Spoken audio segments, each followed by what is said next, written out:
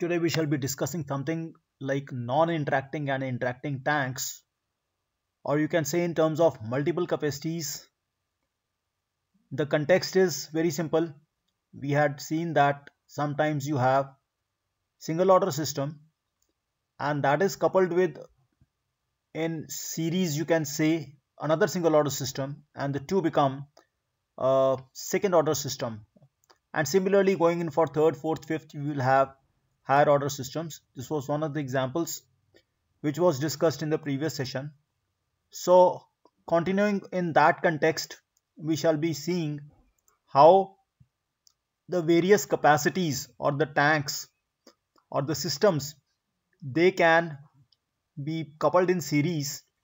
There are two simple ways we can say. One is that the interaction is one way. In that case, you can say it's a non-interacting one. In second case, interaction is two way. We say it's there. We call it as the interaction. You can say they are interacting tanks.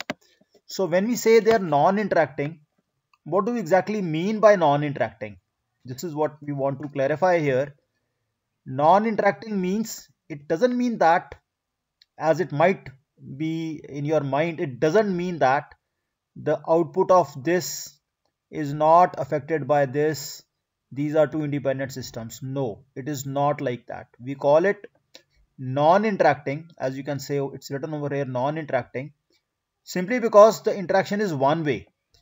The output of this becomes input of this. The output of first tank becomes input of second tank. So whatsoever, if at all, you give any change in Fi over here, and that is going to bring about the change in F1 over here. And since this is the input of this, so this F1, exactly speaking over here, is influenced by Fi, and this F1 is going to influence F2, and as it influences F2, before that it influences H2 also, and this Fi is able to influence H1 also. So once again you see this very carefully. The output of first is going to become the input of second. So if you bring about any change here, right, this H1 is going to be affected, this F1 is going to be affected, and on account of this H2 is going to be affected, and this F2 is going to be affected. So the interaction is going on, the influence is going on, the effect is going on in one way. For some reason, if this H2 increases or decreases, it is not going to have interaction in the backward direction. It's not going to change F1. It is not going to change H1. So it's only in one way. So we say if it's a one-way kind of flow, in that case we say the two tanks are non-interacting. Non-interacting means the second tank is not going to affect the first tank.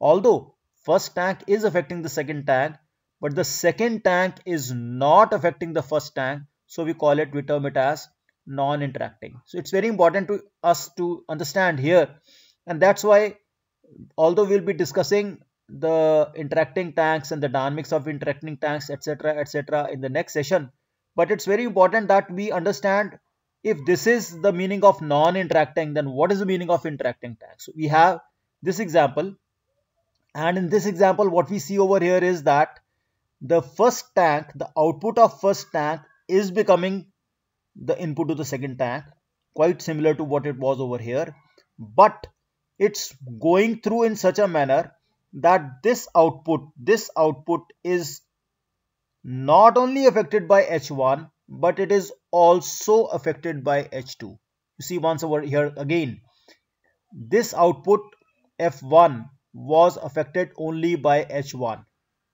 It was not affected by H2. H2 may be high, H2 may be low, because this discharge is taking place in atmosphere. So this tank is not giving any interaction back to the first tank.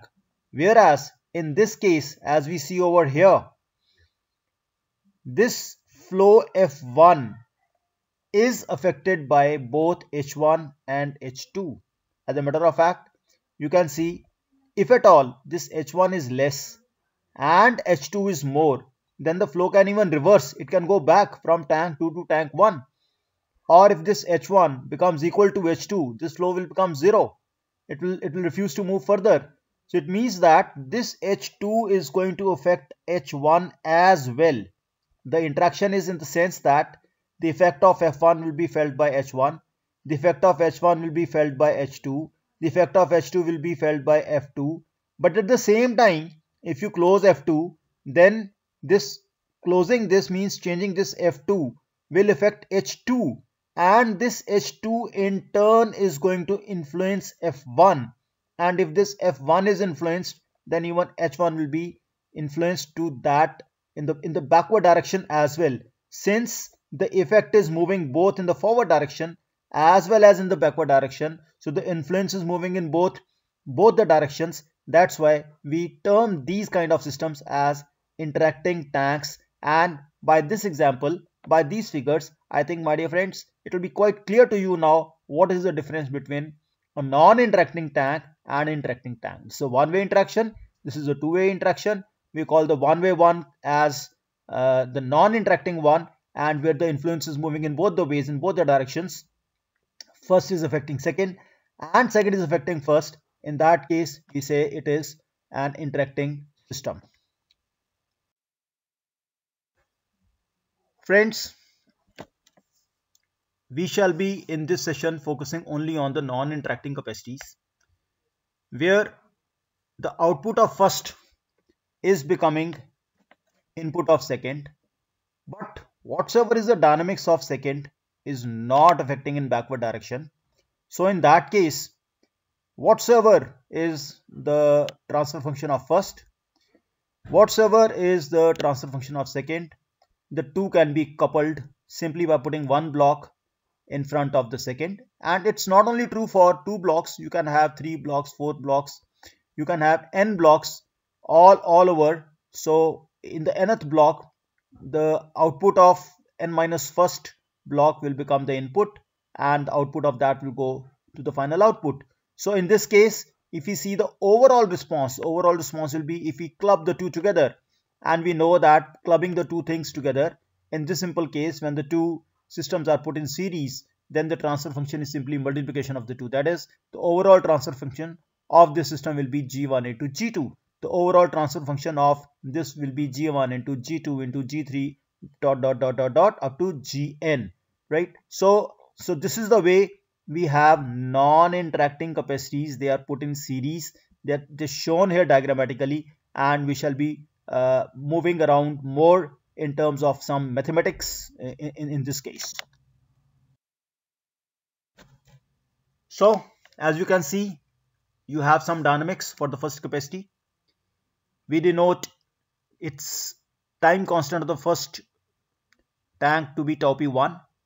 Its sensitivity is kp1, and same is true for the second one, tau p2 and kp2, and the outputs are given by the equations. But the thing to be noted here, the thing to be noted very carefully is that this y1, the output, is affected by the forcing function f2 over here. But in this case, the output of y2 is dependent on the input. The output of this becomes the input of this. The output of this becomes input of this. So in this equation, y2 is affected by y1. y1 becomes input for y2, but in this case, there is no y2 anywhere. So this is independent. This remains independent of whatsoever is happening in second. That's why we say this is a non-interacting capacity. So the output of first, this one, that is basically y2, and this y1 is the output. This y1 is the output of the first one. That becomes the input for the second one. So the second one is y2. The input for that is not f2, it is y1. The output of first becomes input of second, but whatsoever is happening in the second one, the first one is not getting affected by it. So this is what we have, two equations, and when you put these two equations in the simultaneous equation form or whatsoever, you will find that we can always get the transfer function and multiply the transfer function and get the overall response of the system. So the first system is affecting the second one. It affects the second one by its output, but it is not affected by it. The first system is not affected by it. It here means second one. So that's what's the main crux or the whole philosophy of non-interacting capacities happening over here. Once again, the transfer function of the first one is given, the transfer function of second one is given, and when you want to know the overall transfer function, you have to simply multiply the two as such, because you can see once over here again that we have this g1 into s, this s is for the Laplace transform, is in division functions, it's output upon input, and this is again output upon input, but this input happens to be equal to this output. So when you multiply overall this y1 will get cancelled by this y1. When you multiply, you will get y2 by f1, you will get y2 by f1, as this y1 will get multiplied by will get cancelled by this y1, the two will be cancelled, and you will be left with g1s into g2s, and that is simply equal to, this is very important thing, you see the characteristics equation, you will have that these are two poles, is simply tau p 1 into s plus 1, tau p 2 into s plus 1. There is no third term other than these two. So what was this denominator over here? And what was this denominator over here? The two denominators are simply getting multiplied with no additional term. Why I'm saying no additional term? Because ultimately when we go in for the interacting capacities, we will find that there will be an additional term. So we will keep it in mind right now, that finally when we go in for the interacting capacities in the next session, we will see that there will be an additional term, and that additional term is called the interacting factor or interaction factor. So there is no third term, no additional term in this, because there is no interaction, there is no interaction factor. This is what I want you to keep in mind. I may not be repeating this equation over there once again, and simply say that okay, now we have the third term, now we have interaction factor that makes the system whatsoever to its interacting capacities. So this is something very important. I want my dear friends to just see and just keep it in mind once again. So this is something I want you to be visually capturing this and committing to memory for the time being as you go in for the next session. Friends, what we have seen that the overall transfer function will be given by k dash p, denominator is given by the multiplication of two simple first order systems, and we will have a new time constant. New time constant will be given by tau p1 into tau p2, and the new damping factor will also be given by the factor that you have 2 zeta dash tau dash, which is nothing but tau p1 plus tau p2, and the new gain will also be given by multiplication of the two gains, kp1 and kp2. There's nothing, it's simple mathematics. You can just go and just have a cross check on this. This is the overall response of a second order system. So what are the two poles of this characteristics equation which we had seen over here? So this is the characteristic equation, and this was nothing but if you remember, this was tau p in 1 into s plus 1 into tau p 2 into s plus 1. So it means that the two poles are nothing but 1 minus 1 upon tau p1, and the second one is minus 1 upon tau p2. Because how did we get this? Very simple, because this was the factor. The factor was tau p1 into s plus 1. If it is tau p1 into s plus 1 and that we put equal to 0, then s comes out to be minus 1 upon tau p1. So this becomes the first pole. Similarly, this becomes the second pole, and it means that we have these two time constants. So it's quite possible that both the tanks are identical, in that case tau p1 will be equal to tau p2. They may be equal, they may not be equal. So both possibilities are there.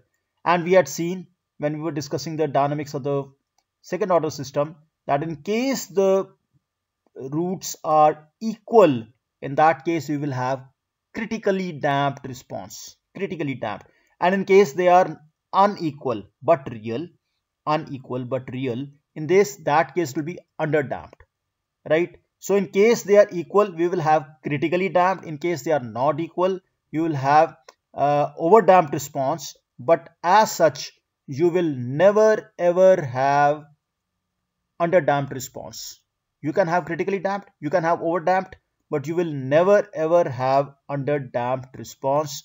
This is what, as we had seen and learned from the last session discussing dynamics of second order system.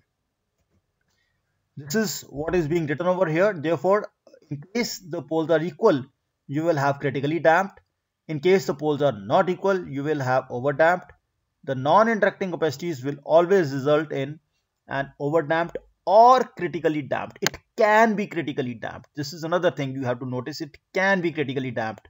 In particular case, when the two capacities are of same characteristics or same time constant, but will never be underdamped. So it can be critically damped is something which we have highlighted, and again this is something which will distinguish a non-interacting capacity from the interacting capacity. I'm telling you in advance so that you commit to the memory. So when you see or watch the next video, this is another point of difference you will find in the non-interacting capacities vis-a-vis interacting capacities. What if we go in for n number of capacities? Well, the same thing will happen over here once again. So all these gains will get multiplied and all those poles will be there in the denominator, and as the denominator becomes heavier and heavier, the system will be becoming more and more sluggish, and that is what is represented over here. If you have a first order response, it's quite quick. You have two interacting systems, two interacting tanks, then the system will be more sluggish as compared to two non-interacting tanks. This is what we're going to prove it in the next session. But if you have, right now you focus on only the non-interacting ones. If you have first order response, it's given by this. If you have two non-interacting tanks, it will be more sluggish. If you have four interacting tanks, it will be still more sluggish. And this thing that two interacting tanks are more sluggish than two non-interacting tanks, this is because of something. We have additional factor called interaction factor, the term which comes in addition to the first term and the second term, and then this additional term that makes the denominator heavy, and that makes the system more sluggish over here. And that's why the two interacting tanks, we are going to prove it in the next session. But right now, just to visually see, the two interacting tanks are more sluggish as compared to two non-interacting tanks. So this is the effect of interaction on the response to a step change. The step change is given to the first inflow as such, and that's how the outflow, final outflow, it results in this direction. I think you have now fairly good idea what to expect in the next session. You have virtually been given an exposure to the next video also. So next video will be a bit fast, and you already have an idea what is going to happen over there in case of the interacting tanks, and I'll be comparing it with the non-interacting tanks. I have already compared it with the non-interacting tanks. So this video, if you skip it, you may not be able to understand the next video. So please do watch it in this sequence as they are being presented.